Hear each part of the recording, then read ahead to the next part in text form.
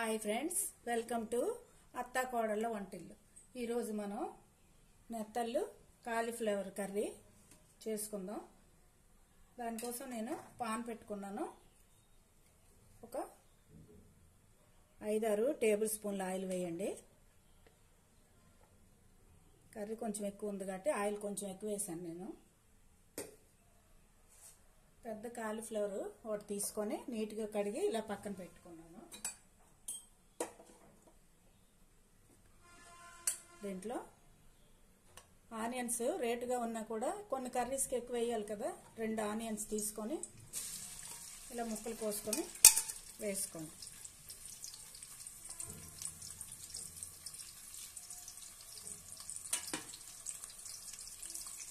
ఒక 1/2 స్పూను జీరా వేయించాలి. ఇది కొంచెం వేయించుకుందాం. ఆనియన్స్ వేయుతున్నప్పుడే ఒక చిన్న అల్లం ముక్క, వెల్లుల్లిపాయలు రెమ్మలు ఒక 8 ఇలా దంచి వేసుకోండి. దంచితే టేస్ట్ బాగుంటుంది. అప్పటికప్పుడు దంచింది వేసుకుంటే చాలా బాగుంటుంది. సాల్ట్ వేసుకుందాం.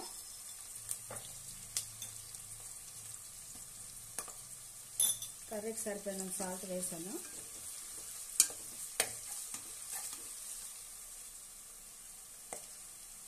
ఒక 1/2 స్పూను పసుపు వేసుకున్నాం.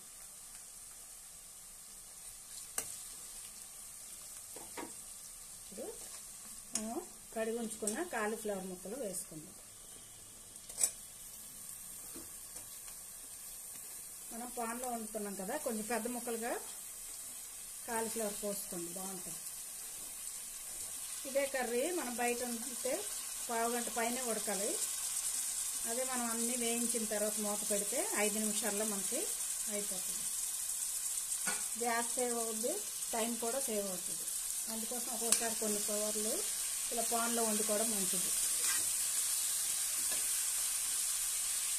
ఇప్పుడు మనం కడిగి ఉంచుకున్న నెత్తలు వేసుకోండి. చూసారు కదా, బాగా నీట్గా ఒక 4-5 సార్లు కడిగాక వేడి నీళ్ళు కొంచెం వేసి కడిగితే బాగా నీట్గా వచ్చేస్తాయి. నెత్తల్లో కాల్షియము అధికంగా ఉంటుంది. ఎండు చేపలు తినడం ఇంట్రెస్ట్ ఉండేవాళ్ళు నెత్తళ్ళు అప్పుడప్పుడు ఇలా కర్రీస్లో వేసుకుంటే బాగుంటుంది. 2 మినిట్స్ వేయించుకోండి. ఇలా మూత పెట్టండి. ఒకసారి చూద్దాం.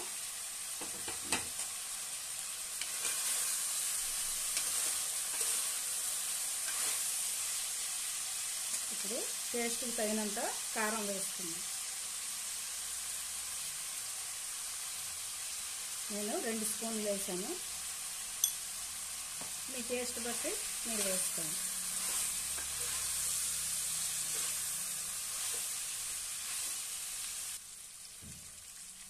కారం వేసుకున్నాక గరం మసాలా పొడి ఉంటే వేయండి, లేకపోతే లేదు. లేకపోయినా కూడా పర్లేదు. ఉంటే ఒక చిటికెడు 1/2 టీ స్పూన్, చిన్న టీ స్పూన్తో వేయండి, సరిపోతుంది.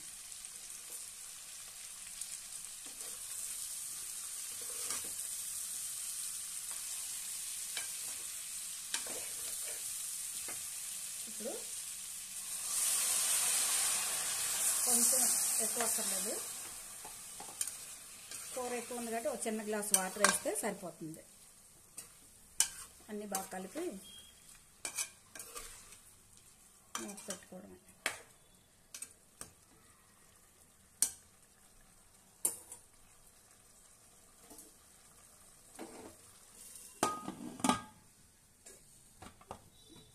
మూత పెట్టాక విజిల్ పెట్టి హైలో 1 విజిల్ వేయించండి, సరిపోతుంది.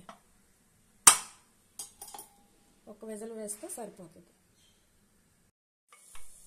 కుక్కరు ఒక 5 నిమిషాలు చల్లారిన తర్వాత ఓపెన్ చేసి చూస్తే కర్రీ ఎలా ఉందో తెలుస్తుంది.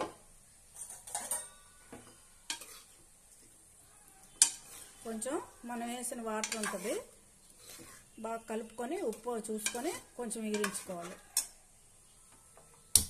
పొయ్యి వెలిగించుకొని ఇలాగా కలుపుకోండి. ఒక్క విజల కట్టాం కాబట్టి కాలీఫ్లవర్ ఇంత బాగా పువ్వులాగా ఉంటుంది. అంత ఉడికిపోయింది. కొంచెం ఆ వాటర్ తగ్గే వరకు హైలో పెట్టి ఎగిరించుకుంటే సరిపోతుంది. సాల్ట్ చూసుకోండి ఇప్పుడే. సరిపోయింది.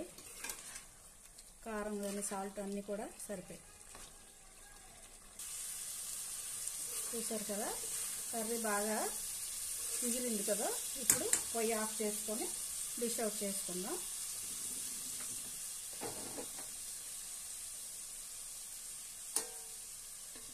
వేడిగా ఉంటుందని ప్లేట్ కింద పెట్టాను.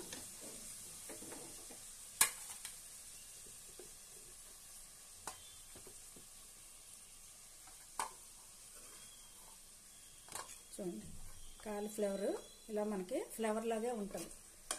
ఒక్క విజిల్ వేయించాలి. వాటర్ కూడా కర్రీ బట్టి తక్కువ వేసుకోండి.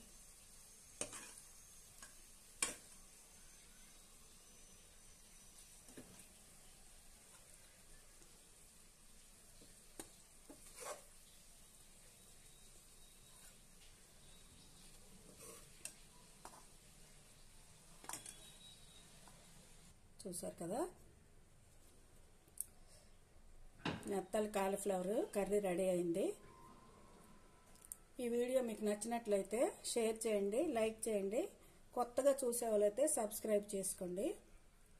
ఇప్పుడు కాలీఫ్లవర్ సీజన్ కదా, ఇలాగ ఒక్కొక్కసారి వండుకోండి, చాలా బాగుంటుంది. ఇప్పుడు ఈ సీజన్లో పువ్వులు కూడా రుచిగా ఉంటాయి. Okay, thank you for watching.